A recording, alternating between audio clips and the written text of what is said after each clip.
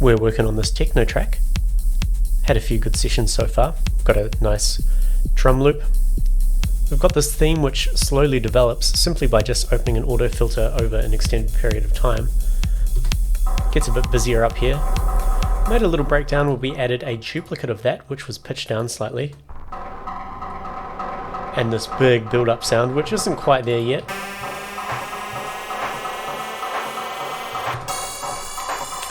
Perhaps some reverb or something would do well. So the idea with this track is I just want it to be incredibly progressive. So we've got these kind of complementary or backing sounds. It's kind of like a rhythm section, and they just continuously get more advanced and more layered as the tune progresses. We've got a little drop here. That isn't much, but it's something. And then I want to have one main theme. And the idea of the main theme is I want a sound that just continuously morphs. So we're going to go through a whole range of different effects. It's just going to continuously change into something else over the whole track. But for now, we're still working on all the backing stuff. And what I want to do today is I want to create a Shepards tone. And if you're unfamiliar with that, it's a audio illusion which continuously rises or falls. It's all about modulating the amplitude of multiple stacked octaved sine waves and kind of fading them in and out in a way that seems like there's never an end to the build-up. I've done a few videos on this. I did a long one years ago, one of my first videos, and I've done a really short one because a lot of people complained that my long one was too long. But today I'm just going to build one. It's been a while. And first, a word from my sponsor. Okay, so the sponsor is me. I just wanted to give an extra big shout out to my Patreon supporters and the YouTube members. You guys have been a serious rock for me over the last couple of years with COVID and no gigs and everything. It's been keeping me going. It's enabled me to keep producing videos on the daily pretty much and giving them out for everyone to see. So thank you, thank you, thank you. And just to let you know, I've uploaded the track that I made in the recent official Ableton Made in Live 11 series video, the track Quibble Deluxe. This one here. So I've just uploaded the project to Patreon supporters and YouTube members. You can go and grab this now, and I will put it out into the public domain in a couple of weeks. If you are interested in becoming a supporter, I post links everywhere. So thank you, thank you, thank you once again.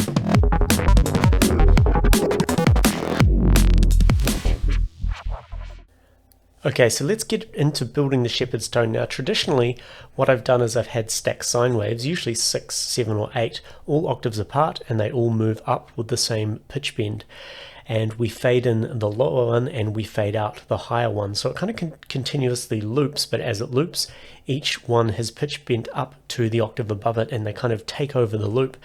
What I've been doing wrong in the videos is I haven't been using a curve for the amplitude envelope. So if we look at a quick Google search here, this seems to be the curve that you need, which is a kind of a bell curve rather than just a straight linear curve. What I will do is create a linear curve one today, and then perhaps try and switch it to a bell curve. So what I'm going to do is I'm going to create an operator. I'm going to create a, how long is this going to be? I think I'm going to make it 16 bars long.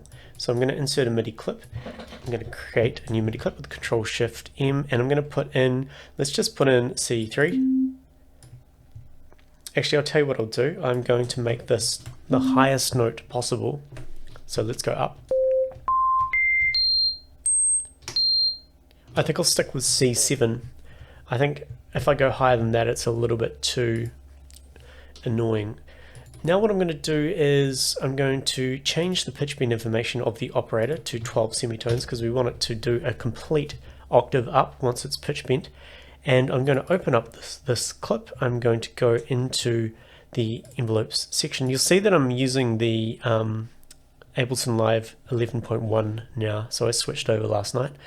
So we want to change the MIDI control, we want to change the pitch bend information. We've got to be very exact with our points here, so I'm just going to snap the grid down.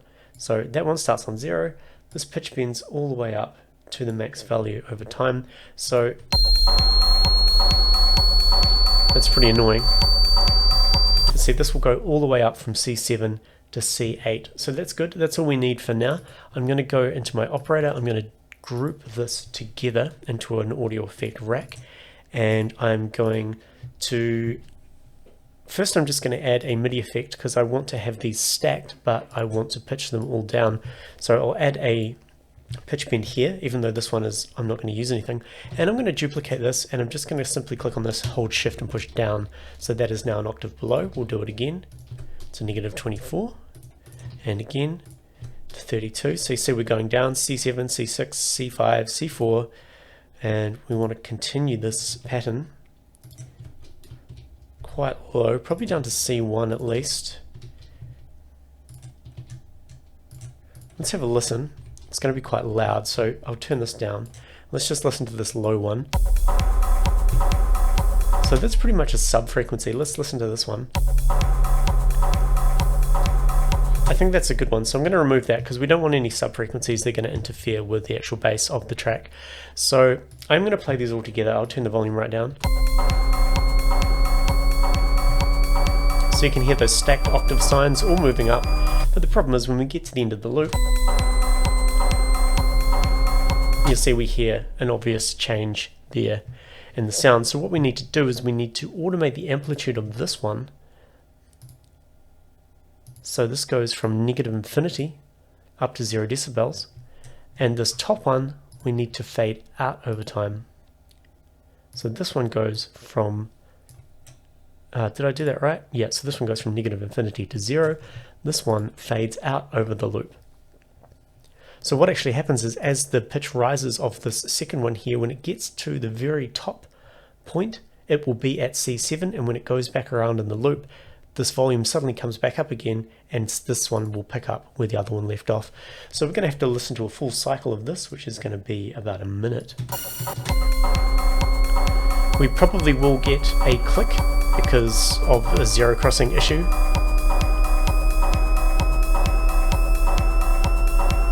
I can already tell this is a good addition to this track. I've never really used this continuously through a track. So you can see that top one's fading out, that bottom one's fading in.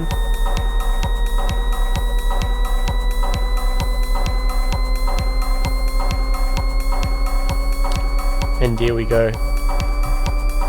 So that gives the illusion of a constantly rising tone, and you have to be careful with this stuff because it's tension without release, which can be quite, I don't know, I feel like it's dangerous. But anyway, to battle the effect of the clip, so I'm going to solo this, and you'll hear that we have a small problem here.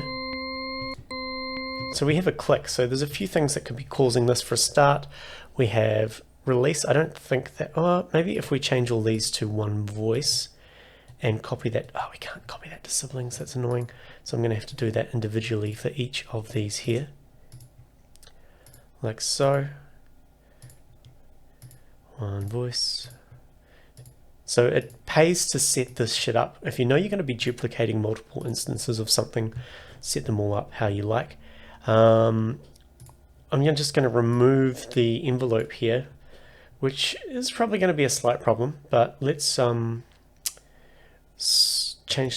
the release to siblings, so this will copy it across to all of them. So that's probably going to produce more of a pop, I reckon. If we give it a slight attack, let's just say 5 milliseconds or so, let's see how that sounds. So I'm going to copy that to siblings. Let's give it more.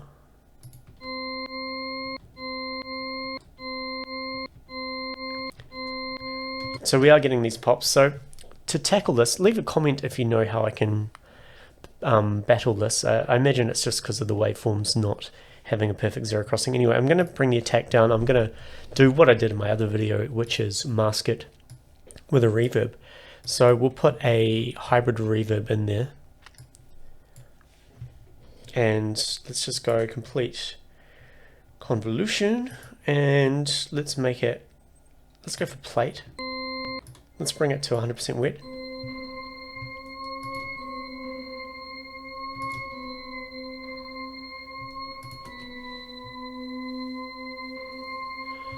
So it's not terribly audible. Maybe if we... What about a delay? We'll give it an echo. That might ruin the illusion, but we'll give it a shot.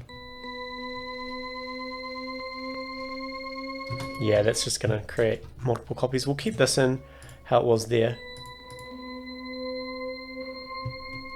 Let's have a listen with all of the other stuff.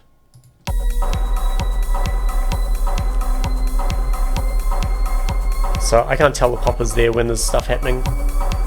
And of course you can go in the opposite direction, but let's have a look at this bell curve. So let's have a look at one of these pictures here. Sound pressure level and decibels log frequency. So I'm assuming what we need to do is, let's make this nice and big. And let's have a look at, so I think we're supposed to be fading these in and out all sequentially, to be honest.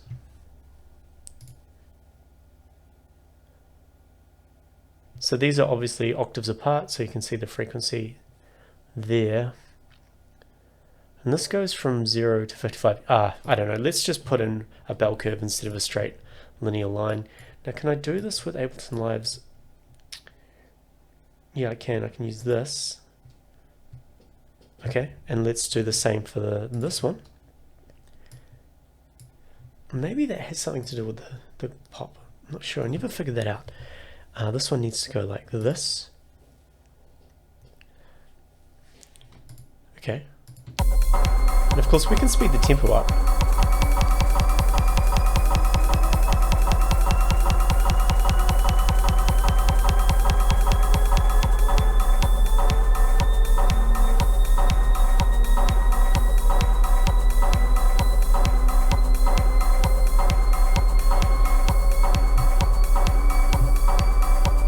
Cool, that's sounding pretty good. I've just had an idea, but I think I'm going to save it for the next video. But just before we do that, I want to add in, I just want to try and play with some rhythmical gating stuff.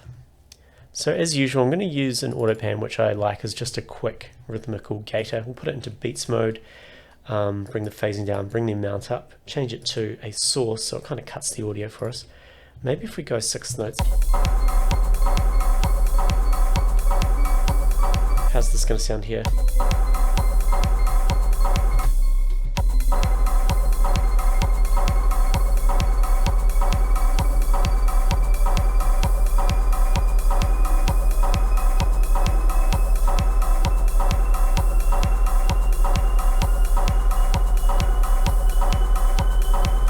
We could pump it to the kick drum, see how that sounds.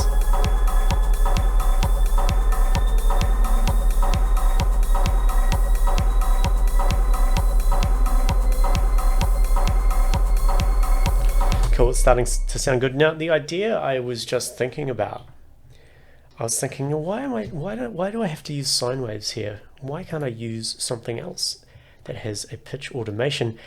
And what new thing do we have in Ableton Live? It is the spectral stuff, specifically the Spectral Resonator, which gives us a defined fixed frequency dial.